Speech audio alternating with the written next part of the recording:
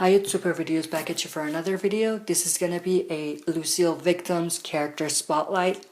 Now, obviously, if you don't know about the spoiler alert, but since that spoiler is everywhere now, I found that it doesn't really matter. Everyone knows about the spoiler anyway, so it's kind of something that everyone knows. So it's safe to talk about it without really giving a spoiler alert or trying to keep the identity of the victims, or at least what the spoiler says, secret. So to start it off, let's begin with looking at Abraham Ford. So even though me as a fan personally, I wanted to see Abraham in the show have more of a presence in season 7, and I wanted to see him be more involved in the war and for him to be a part of the war that's going to be coming up. Since he is a soldier, it does kind of make sense for him to die because his story arc is complete.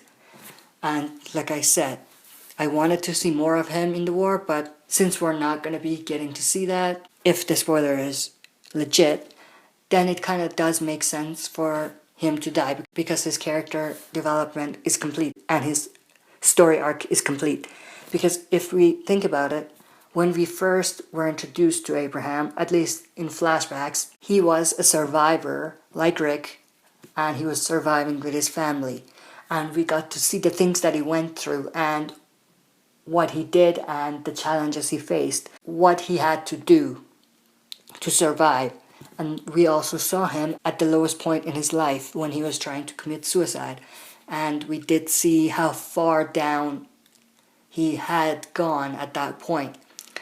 And then we also saw what saved him, because Eugene obviously came along and saved him, because Eugene gave Abraham a mission, and kind of got Abraham to a point where he thought he's going to be useful. He's going to take care of Eugene, who he thought had the cure.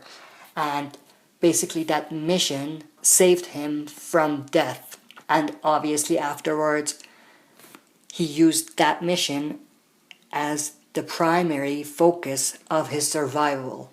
And then what we saw after with Abraham is he tried to help others survive, but again, he had the mission at mind and he wanted to help Eugene and get him to Washington. And then once Eugene came clean and told him that he wasn't a scientist and that he had lied to him, he was a broken man again. And we could see in his eyes that he was thinking that he failed again and that everything he's done for Eugene was for nothing. But once he thought about it and once he kind of thought deep into what this world is like now, he realized that there is something worth surviving for. And that basically got him to get on board with Rick and help Rick and the others find a community and survive. And then afterwards, when everything seemed to be going well for him, he had an epiphany and he realized that life is too short and that he needs to find something that is going to make him happy. And that's what caused him to leave Rosita and tell Sasha about his true feelings and share with her the idea that he wants to have a family, he wants to be with her, he wants kids and everything like that. And if we kind of look at what he's been through, he's experienced all the phases that a character would go through in a story like this. And it only seems appropriate that his arc be complete by this death, because there's really nothing else for him in this life. But again, it would have been better and it would fit this story better if he died in a war, similar to how he would die before the apocalypse, because like I said, he was a soldier. But putting that aside and assuming that, that's not relevant, then his character development and his story arc is actually complete, so it kind of makes sense for him to die. Now let's look at Glenn and what he's been through, and it makes sense for him to die. If we look back at Glenn and how he was introduced, when we first saw Glenn, he was very smart, but he wasn't confident. He didn't have the confidence he does have now. And he was just a young man who was trying to survive in the apocalypse, but he still had a grip on his life before the apocalypse, and he hadn't completely let go of that yet. And then through surviving with Rick Grimes, we've seen him grow as a character, and we've seen him become a stronger survivor, become a better man. And through meeting Maggie and finding love, we did see him transform into an entirely different man. One that would do anything for the people he loves and would go through any lengths to make sure that Maggie and the people he cares about are safe.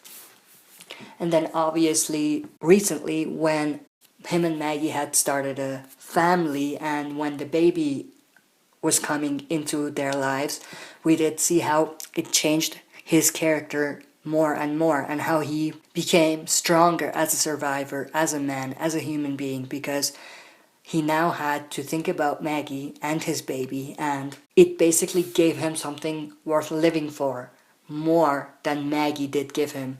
And in many ways, what he found at that point was similar to what Abraham found with Sasha, and it basically gave life a new meaning to him, even during the apocalypse. So if we look at Glenn as a character and what he's been through, we can see that again, his arc is complete, and it only makes sense for him to die during this moment, during the Lucille lineup scene. Now, it is predictable because that's exactly what happened in the comic book, but there are just some things from the comics that fit the story so well that you shouldn't change them, and changing them would hurt the story more than it would help the story. So because of that, I think even though it's very predictable, Glenn's death fits the most, and it moves the story forward the most, and it makes sense the most. We've seen some of those moments before. If we look back at season 6, the Anderson family massacre was exactly like it was in the comic book, and they didn't change it because it fit the story and it was just perfect the way it was.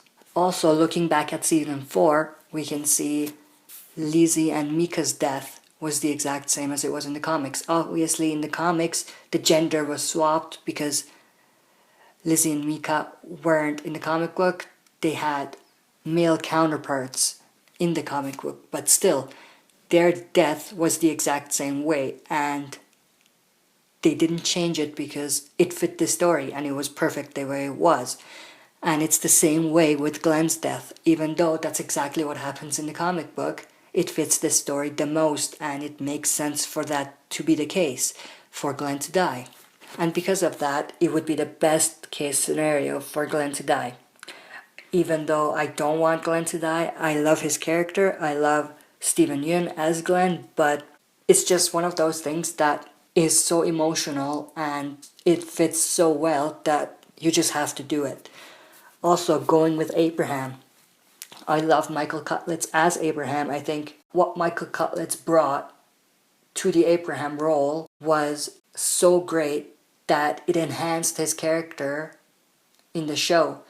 Because in the show, what we saw from Abraham was something much better and much more fleshed out than what we saw in the comics from Abraham. And in many ways, what Michael Cutlitz did to Abraham's character made us fall in love with Abraham all over again. But similar to Glenn, it makes sense for Abraham to die.